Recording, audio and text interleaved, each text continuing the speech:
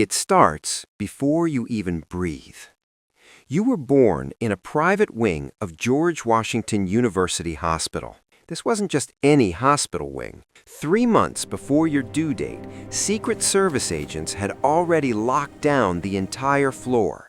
Every door was guarded, cameras in the hallways, eyes always on you. Before you could even cry, before your first breath, that place was already a fortress.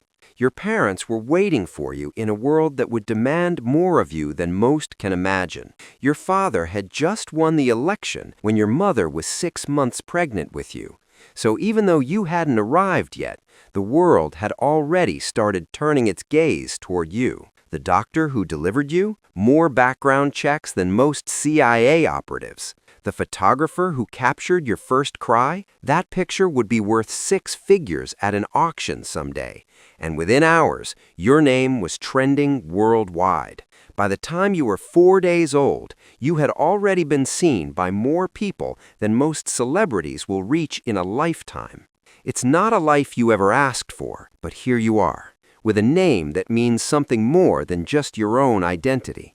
The world already had an opinion about you, and they were ready to write your story, whether you were ready or not.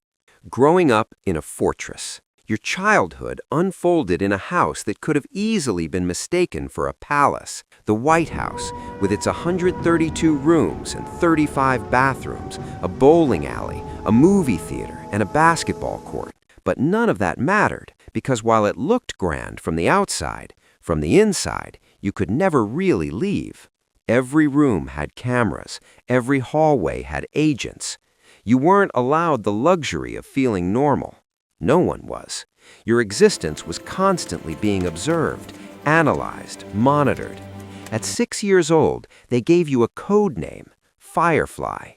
You thought it was cool at first, a secretive nickname. But then you learned it wasn't just a nickname, it was a tactical designation, something to keep you safe, something that reminded you every second of every day that you weren't just a kid, you were a national security asset. Your life from that point on wasn't about playing with toys or running around with friends. It was about constantly being guarded, watched, and protected. The people who surrounded you, the ones who took a bullet for you, didn't do it because they loved you. They did it because their job required it. It was an unspoken truth you understood all too well. You weren't just a child. You were a responsibility. School, a different world altogether. There was no normal school for you. Option 1 was a private academy in Washington, D.C., a place where your mere presence turned the institution into a fortress. Metal detectors at every door, parents signing NDAs, your classmates' birthday parties required security clearance that took weeks to get. Option 2, tutors came to you. But this meant growing up almost completely in isolation. No real friends, no real social experiences, just lessons, endless lessons, and a small world that could fit inside the walls of your house. Option 3, a prestigious boarding school. But even that wasn't without its own walls. The Secret Service rented out the building next door. The agents watched every interaction you had. There was no escaping it. And no matter which choice your parents made for you, you were always different. Every teacher you encountered was nervous around you. Every parent saw you as either a political opportunity or a potential liability. Your classmates either wanted to be your friend for the wrong reasons, or they hated you because your parents hated your father. At 8 years old, it hit you. The first real moment you realized you were different. You were at a friend's house, and you casually mentioned something your dad had said at breakfast. 2 hours later, it was a news story. Your friend's parents had recorded the conversation. They didn't mean harm. They were just excited to talk to someone who knew the president. But you learned a crucial lesson that day. Nothing you say is ever private. Not anymore. Growing up under the spotlight. At 10, things started to change. Not because you were a prodigy, but because your dad needed someone cute and short to stand next to him at state dinners.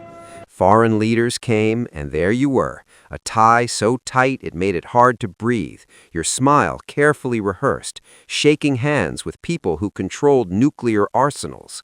Your friends were playing video games, and here you were learning which fork to use so you didn't embarrass the entire Western world. Your father called it an education. You called it unpaid labor. At 13, you discovered Twitter. Your dad had just made a political decision, and for some reason you thought it would be a good idea to search your family name. 40 minutes later, you were lying on your bedroom floor in the middle of a full-blown existential crisis. The things you read, things no teenager should ever read about their father, had torn you apart. When you tried to bring it up at dinner, your father sighed and told you, "It comes with the job." Your biggest political decision so far had been picking the ice cream flavor at your cousin's birthday, but somehow you're pretty sure someone out there would have a strong opinion on that too. Adolescence became your escape. The one place you could be you was online gaming. No one knew you were the president's kid. No one cared. For 3 years, your best friend was a guy from Texas who called you a noob. He didn't know who he was playing with, and that felt real. It was the most honest relationship you'd ever had. Your first real girlfriend? That was different. Her entire social media history was torn apart within 48 hours. Her parents' voting records were examined. Pundits debated whether she was appropriate for you. And just like that, it ended. Not because you fought, but because the pressure became too much. The media wouldn't let her breathe. And that's when you learned the hardest truth. Whoever gets close to you inherits your prison. The weight of legacy. By 16, you found yourself at your first state funeral. You stood in Arlington National Cemetery, watching as a flag was folded and handed to a widow. You had never met this soldier, you had never met his family, but you stood there, feeling the weight of the moment, and you realized you didn't know what to do with the widow's gaze. Her eyes met yours, and you could see the pain, the loss, and the weight of a world that had been built around your name. Your father wasn't the president anymore, but that last name still opened doors. It still reserved seats at funerals, and you were there because the former president's family had been invited. Declining was never really an option. College.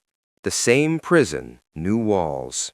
Everyone told you that college would be different, so you picked a university across the country, thinking distance would bring freedom, but the Secret Service detail followed. Your roommate's background check took 3 months. Professors treated you differently. Some were intimidated. Others went out of their way to prove they weren't giving you special treatment, but in doing so, they gave you special treatment. You made friends, but you knew there was always a distance. You could never truly be yourself. You could never truly have equality with your peers.